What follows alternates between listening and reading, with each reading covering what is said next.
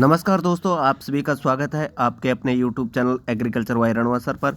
इस वीडियो के अंदर हम बात करने वाले हैं मोस्ट इम्पोर्टेंट क्वेश्चन बायोलॉजी के, जो आपके फूड सेफ्टी ऑफिसर की यूनिट नंबर 3, उसके अलावा jet, ICR, SSC, MTS, lab assistant, अन्य एग्जामों के लिए भी इम्पोर्टेंट रहने वाले हैं।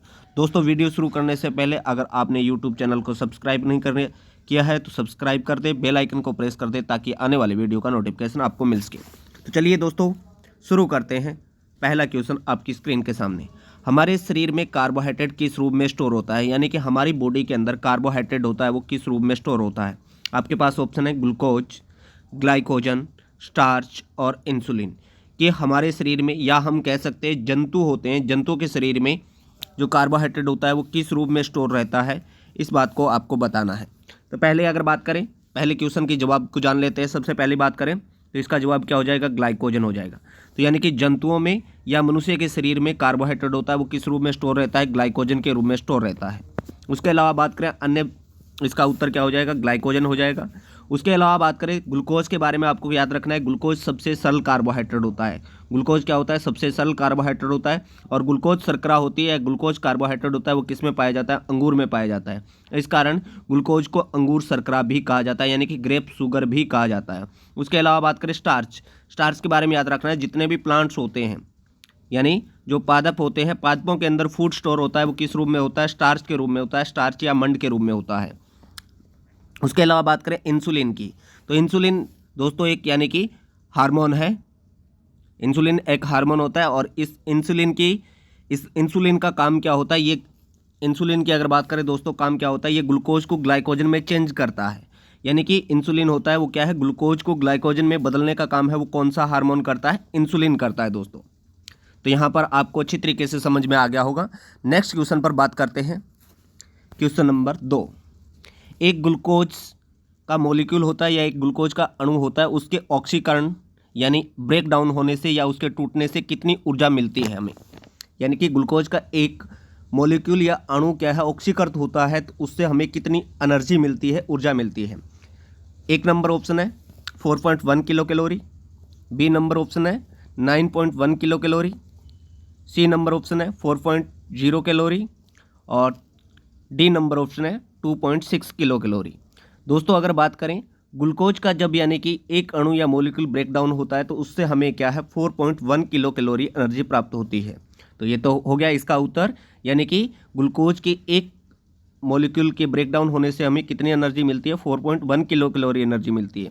अब आगे बात करते हैं दोस्तों। अगर बात करें वसा की, मैं बात करूँ यहाँ पर, जैसे हमने बात की ग्लूकोज की, वहीं अगर आपसे पूछा जाए वसा के एक मॉलिक्यूल के ऑक्सीकरण से कितनी एनर्जी मिलती है, तो वसा के एक मॉलिक्यूल से हमें कितनी एनर्जी मिलती है, 9.1। वहीं अगर बात करूं मैं किसके, प्रोटीन की, तो प्रोटीन से हमें कितनी एनर्जी मिलती है दोस्तों, 4.0 कैलोरी मिलती है। तो ये बात आपको ध्यान में रखनी है। कार्बोहाइड्रेट से 4.1, कार्बोहाइड्रेट या ग्लूकोज से हमें कितनी मिलती है 4.1, वसा से कितनी मिलती है 9.1, और अगर बात करें प्रोटीन से हमें कितनी मिलती है 4.0 कैलोरी एनर्जी मिलती है। नेक्स्ट क्वेश्चन की बात करते हैं। शरीर की वृद्धि एवं विकास के लिए, यानी कि बॉडी की ग्रोथ और डेवलपमेंट के लिए कौन सा पोषक तत्व आवश्यक है।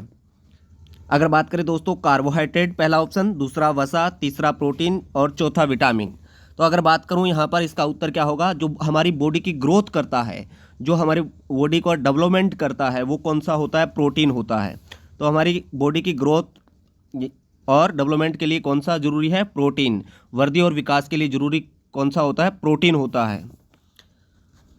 तो यानी कि अब आपको ये भी जानना है कि ये जो तीनों हमने बात की है, कार्बोहाइड्रेट, वसा और प्रोटीन, इन तीनों को क्या कहा जाता है, बायोफ्यूल के नाम से भी जाना जाता है। किस नाम से जाना जाता है, बायोफ्यूल।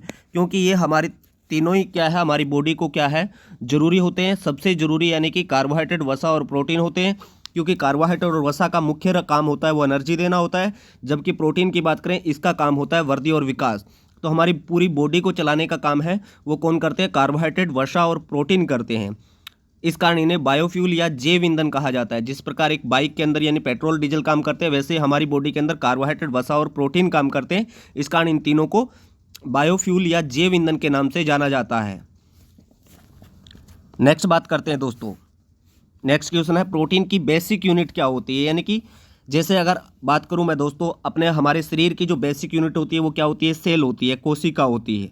वैसे ही प्रोटीन है, उसकी बेसिक यूनिट, जैसे हमारा शरीर है वो सेल या कोशिका से बनता है। सेल से पहले सेल आपस में मिलेगी तो टिश्यू बनेगा, टिश्यू आपस में मिलेंगे तो क्या बनेगा, ऑर्गन्स बनेंगे, ऑर्गन्स आपस में मिलेंगे तो बॉडी का निर्माण होता है। ठीक उसी प्रकार क्या होता है, हमारी जो प्रोटीन होता है इसका निर्माण क्या होता है, सबसे पहले एमिनो एसिड, इसकी जो बेसिक यूनिट होती है वो कौन सी होती है, एमिनो एसिड होती है। तो ये आपको ध्यान रखना है, ठीक है। उस एमिनो एसिड में क्या क्या होता है ये आपसे पूछे तो आपको याद रखना है। उसमें कार्बन होता है, हाइड्रोजन होता है, हाइड्रोजन होता है और नाइट्रोजन होता है, ऑक्सीजन होता है, ठीक है। हाइड्रोजन यहाँ पर लिखा नहीं है, तो तीन ये भी होते हैं, किसमें, एमिनो एसिड में होता है। परंतु आपको जब भी पूछे कि प्रोटीन की बेसिक यूनिट क्या होती है, तो प्रोटीन की जो मूलभूत इकाई होती है उसका नाम क्या है, एमिनो एसिड होता है। तो बहुत सारे एमिनो एसिड होते हैं, वो मिलकर किसका निर्माण करते हैं, प्रोटीन का निर्माण करते हैं। दोस्तों आपको कमेंट में बताना है प्रोटीन की खोज किसने की थी, प्रोटीन की खोज किसने की थी। नेक्स्ट क्वेश्चन की तरफ चलते हैं। नेक्स्ट क्वेश्चन है, निम्न में से किसमें प्रोटीन सबसे ज़्यादा मात्रा में पाया जाता है। निम्न में से प्रोटीन की मात्रा है वो सबसे ज़्यादा किसमें पाई जाती है। पहला ऑप्शन है सोयाबीन, दूसरा है मूंगफली, तीसरा है सेवाल और चौथा है काजू। तो अगर बात करें दोस्तों यहाँ पर सबसे ज़्यादा प्रोटीन की मात्रा है वो किसमें पाई जाती है, तो सबसे ज़्यादा इसका जवाब क्या हो जाएगा, सेवाल हो जाएगा। यहाँ पर ऑप्शनों में बात करें तो कईयों के दिमाग में आ रहा है कि इसका उत्तर सोयाबीन होगा, सोयाबीन नहीं होगा। सोयाबीन की अगर बात करें तो इसमें प्रोटीन की मात्रा होती है वो 40 से 45% पाई जाती है। कितनी पाई जाती है, 40 से 45% पाई जाती है। जबकि सेवाल की अगर बात करूं तो इसमें प्रोटीन की मात्रा होती है वो कितनी होती है, 62% के आसपास होती है, लगभग 62% के आसपास होती है। तो आपको याद रखना है सबसे ज़्यादा प्रोटीन की मात्रा किस में पाई जाती है, सेवाल या एल्गी में पाई जाती है। आपने देखा होगा पानी के ऊपर हरे रंग की एक काई जम जाती है, जिसे सामान्य भाषा में काई कहते हैं, और वही सेवाल होता है। तो उसके अंदर प्रोटीन की मात्रा होती है वो सर्वाधिक पाई जाती है। नेक्स्ट क्वेश्चन की बात करते हैं, दूध में कौन सा कार्बोहाइड्रेट पाया जाता है, यानी कि दूध में कौन सा कार्बोहाइड्रेट पाया जाता है। इसको क्वेश्चन को थोड़ा सा मैं आसान बना देता हूँ। आपसे अगर पूछूं कि दूध में मीठापन किसकी वजह से होता है, तो सब बता दें किसकी वजह से होता है, लैक्टोज। तो लैक्टोज होता है वो क्या है, दूध में कार्बोहाइड्रेट होता है एक, और इसी की वजह से दूध में क्या होता है, मीठापन होता है। स्टार्च के बारे में बता चुका हूँ मैं आपको कि प्लांट्स में वो फूड होता है वो किस रूप में स्टोर रहता है, स्टार्च के रूप में। ग्लूकोज सबसे सिंपल कार्बोहाइड्रेट होता है। फ्रक्टोज की बात करूँ दोस्तों, फ्रक्टोज यानी कि फलों के अंदर पाया जाता है। फ्रक्टोज शर्करा है या फ्रक्टोज कार्बोहाइड्रेट है वो किस में पाया जाता है, फलों में पाया जाता है। नेक्स्ट बात करते हैं, नेक्स्ट क्वेश्चन की ओर बढ़ते हैं। किस कार्बोहाइड्रेट का पाचन मनुष्य के शरीर में नहीं होता है, यानी कि ऐसा कौन सा कार्बोहाइड्रेट है जिसका मनुष्य के शरीर में डाइजेशन नहीं होता, पाचन नहीं होता। पहला ऑप्शन है लैक्टोज, अब दूध पीते हैं पाचन होता है।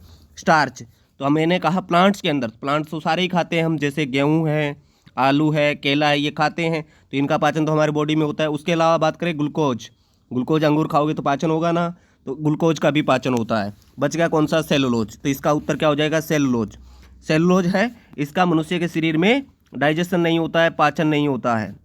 सेलुलोज मुख्य रूप से किस में पाया जाता है, ग्रास में पाया जाता है, घास में पाया जाता है, ठीक है। उसके अलावा याद रखना है सेलुलोज का उपयोग किस में किया जाता है, सेलुलोज का उपयोग कागज बनाने में किया जाता है। क्या बनाने में, कागज बनाने में। नेक्स्ट क्वेश्चन की ओर बढ़ते हैं। क्वेश्चन नंबर, सबसे मीठा कार्बोहाइड्रेट कौन सा है, यानी कि सबसे मीठा कार्बोहाइड्रेट। थोड़ी देर पहले मैंने बताया था कि फलों में कौन सा कार्बोहाइड्रेट पाया जाता है, फ्रक्टोज। तो सबसे मीठा कार्बोहाइड्रेट कौन सा होता है, फ्रक्टोज होता है, फलों में पाया जाता है।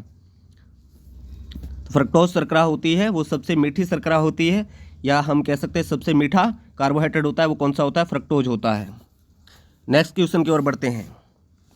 क्वाशियों का रोग किसकी कमी से होता है, यानी कि क्वाशियों का रोग है ये किसकी कमी से होता है, कार्बोहाइड्रेट, वसा, विटामिन और प्रोटीन। तो याद रखना है दोस्तों, एक तो क्वाशियोकर होता है और एक ब्रासमस रोग होता है, दोनों ही किसकी कमी से होते हैं, प्रोटीन की कमी से होता है। किसकी कमी से होते हैं, प्रोटीन की कमी से होता है।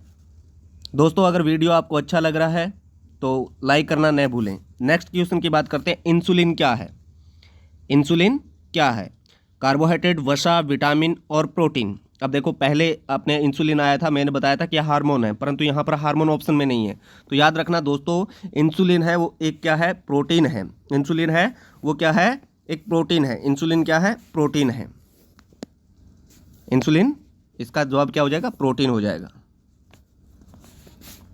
Thank you for watching this video. बहुत बहुत धन्यवाद दोस्तों। नेक्स्ट वीडियो में फिर से मिलते हैं। जय हिंद, जय भारत।